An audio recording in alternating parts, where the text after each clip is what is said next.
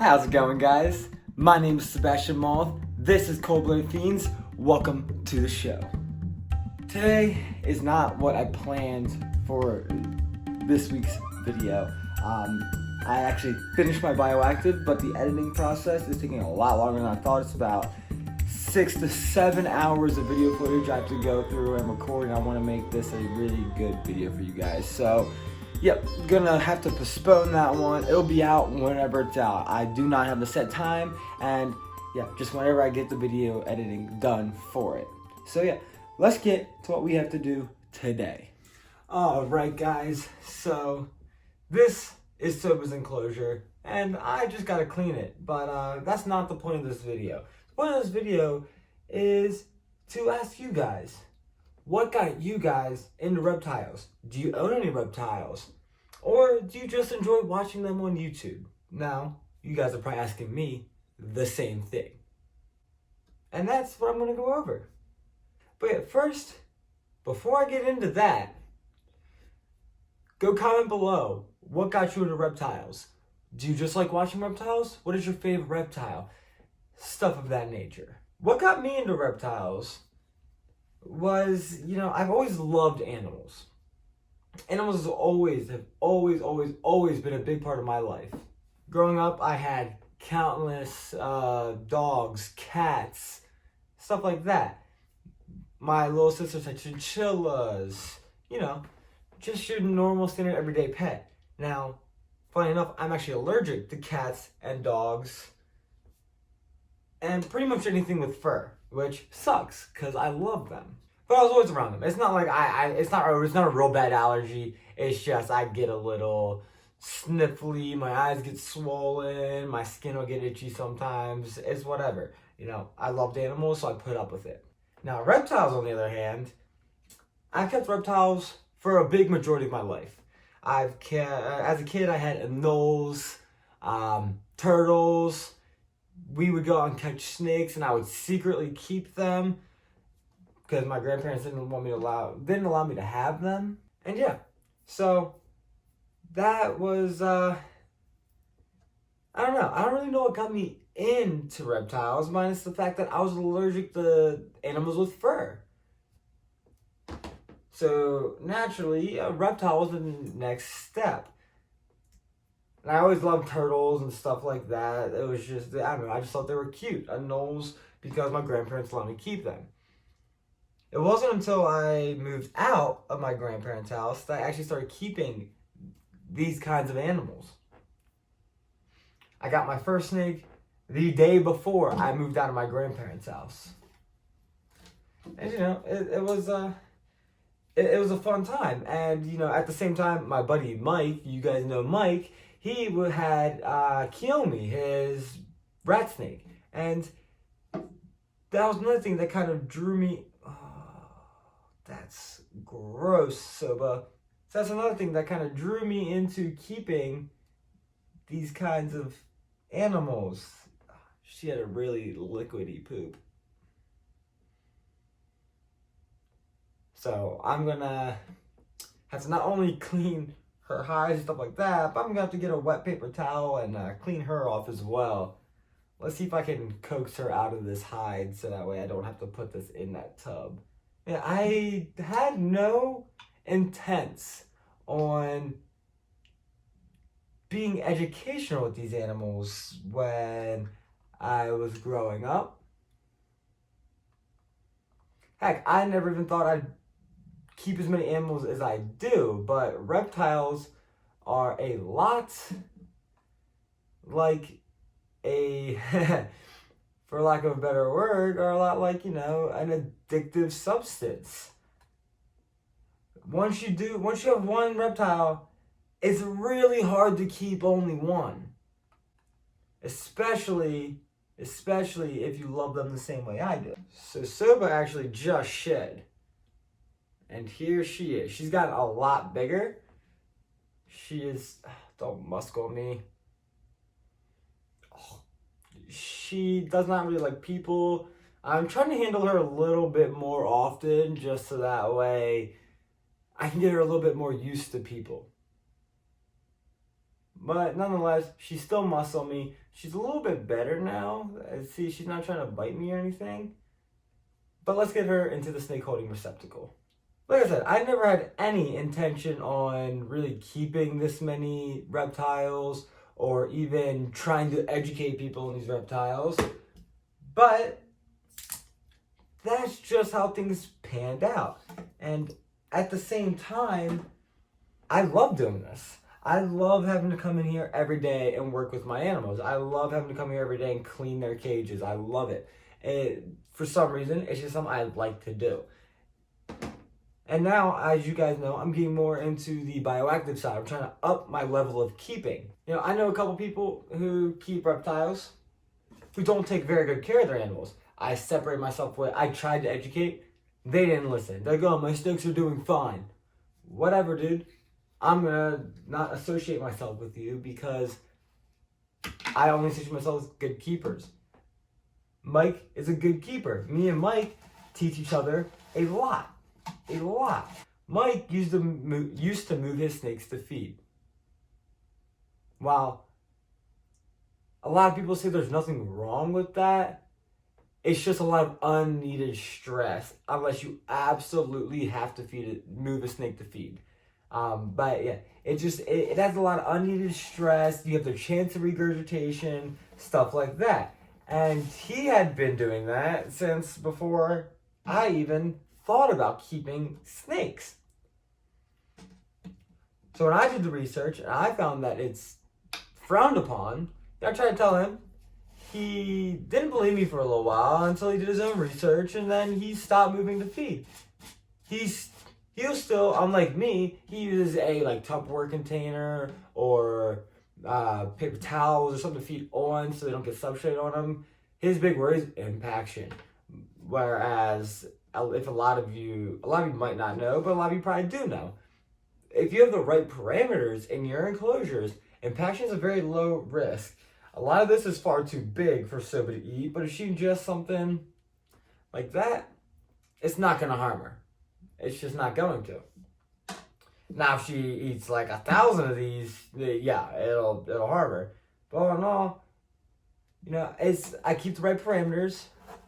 I make sure that my humidity, my parameters, the snakes have constant water. I make sure that the heats and the cool side and all that are correct a lot. I maybe check once a day, which is quite a bit of work, but whatever.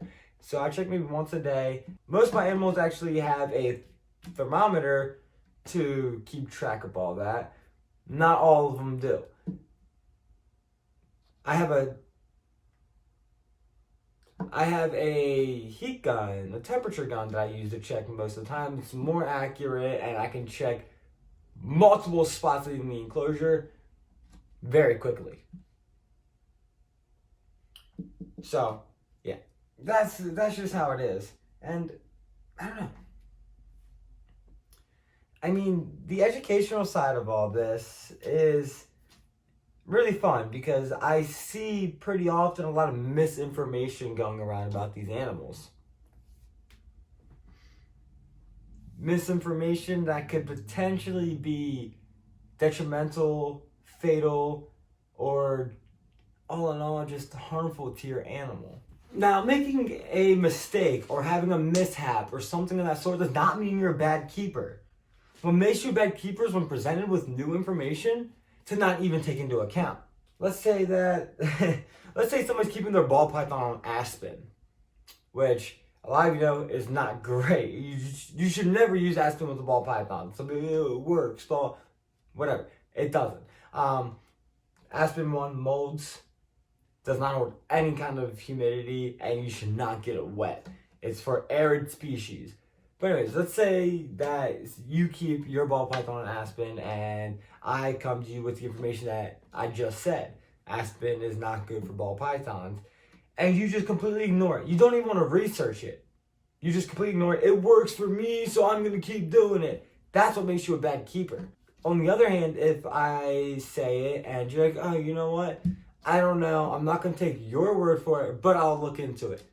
There's nothing wrong with that. Don't take my word for it. I don't care. Do your own research. But at least take into account the information that is given to you.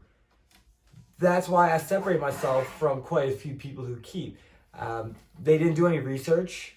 They basically relied on me to give them information and then just ignored it anyways. Funny enough, even when I was going out and we were catching little snakes and I was hiding them from my grandparents, keeping them in my house, and then I'd always release them because they're wild snakes, and I just kind of wanted to watch them, you know? So, but I was scared of snakes back then. I still kept them because they fascinated me. And I feel like it's that way for pretty much any kind of animal you've never experienced. I feel like there's a level of fear to any kind of animal that you've never had. So if you've never personally owned a snake and you get a snake, you're gonna be a little weary of it. But nonetheless, I love those kinds of animals. And it brings me to a point too. Don't let fear dictate your life. Don't get discouraged because your parents don't want you to keep these animals. Look, you're in their house, okay? You're gonna have to listen to what they say. For the people whose parents are really supportive in what they want to do by keeping reptiles and stuff like that, good for you. But not everybody's parents are that way. My grandparents were not like that at all. And, you know, it sucks because I got kind of a little late start. But, you know, I've always researched these animals, researched how to keep them, stuff like that. Even without keeping them. And don't worry, it's not the end of the world. These animals aren't going anywhere anytime soon. When you finally get a chance to move out, you can get those animals then. I had to wait. And trust me, it's not that bad. It actually, I look back and it's kind of a blessing. Because I had that much more time to research. I had that much more time to think about it. Think about what's the best reptile for me. Granted, I kind of blew up and got a bunch of reptiles. But, like I said, I still had that time to research and think about what's best for these animals and just get the knowledge there. Now, I will say, a lot of people get into reptiles because they're an easy animal to keep. By no means are they an easy animal to keep. I know a lot of people say that you can just feed them, change their water bowl, and clean their enclosure once a month and be done with it. That's not really the case. These animals need enrichment. Yeah, that's right. Your reptiles can get bored. And you don't want that, right? And that brings me to doing what I'm doing right now. So, I know a lot of people say that they will move stuff around in their snakes enclosures every once in a while. I personally don't do that. And there's also a lot of people that say that your animal doesn't need any kind of enrichment minus getting food. Especially ball python keepers. That is also not true. What I like to do to enrich my animals is I clean their enclosures about once every month. And whenever I clean their enclosures, I completely change it around. Completely different from what it was.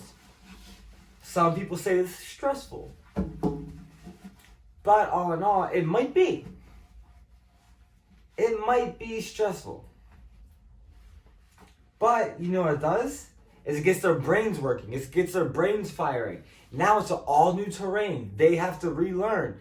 They might have to be wary of predators. Like, oh, this is new. I have to get to know my surroundings in case predators come. So it might be stressful. It does get their brain firing, which in turn is actually really good for the animal's overall health. By changing their enclosure around once a month, you're also giving them exercise. That's another thing I like to do, is I like to give my animals exercise. I have a pretty decent sized reptile room. I will pull my ball pythons out, I will put them on the ground, and I will watch them slither around. I'll put some obstacles out that maybe they can climb over, stuff like that. It's another thing that just kind of gets their brain firing. It's a new environment. Now, I'm not saying you have to go crazy on enrichment. I mean, but I've seen people with monitor lizards. They will actually go to the store and they will buy things like dog toys that you can put food into, like the Kongs. You can put peanut butter into them. They will take those and put feeders into it.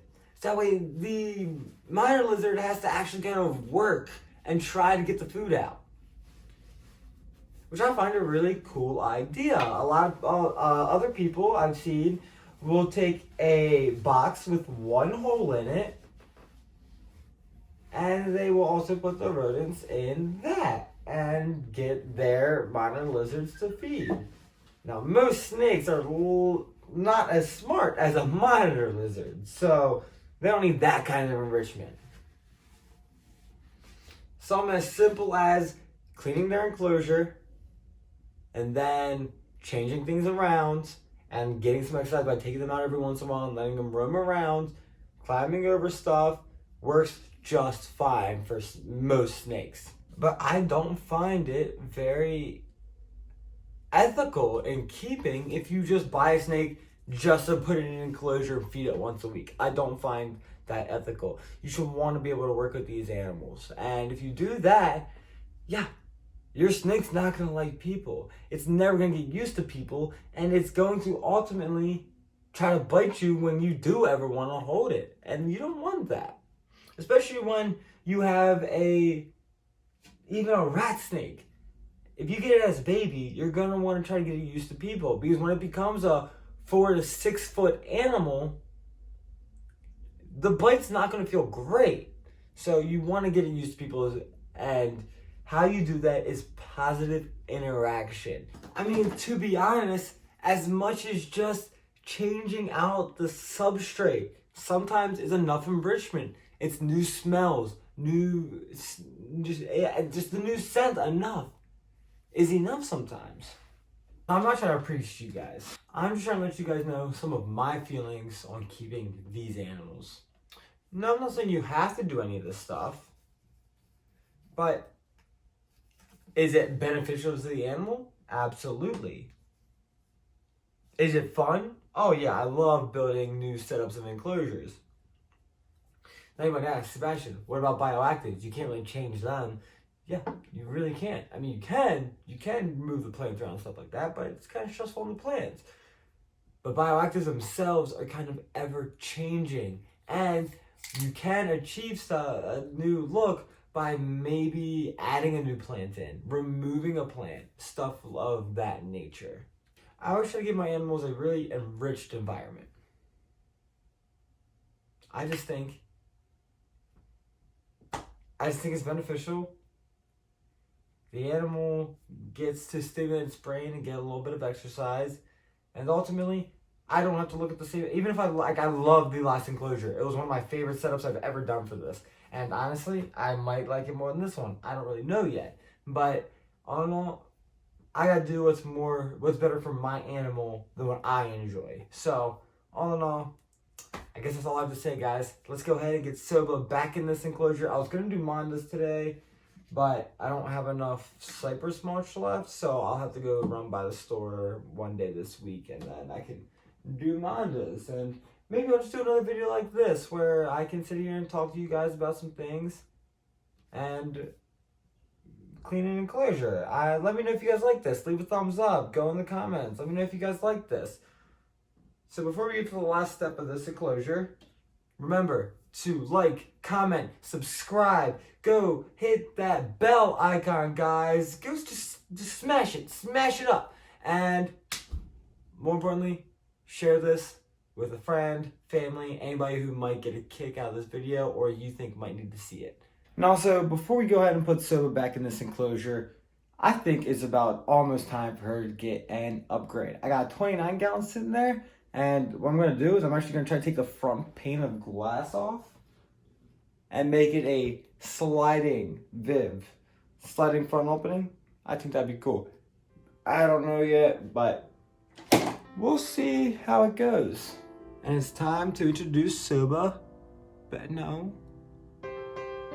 back into her home. Alright guys, and that is it for today's video. If you did enjoy this video, please leave a thumbs up. It'll help out a lot. Make sure you check out this playlist. Check out whatever video is recommended for you. And if you haven't, subscribe right here. It'll help me out a lot. Thank you guys so much. It wouldn't be possible without you. Once again, my name is Sebastian. You just watched a Cold-Blooded Fiends video. Have a good day. Stay safe, and most importantly, stay healthy in these crazy times, guys. I'm out of here.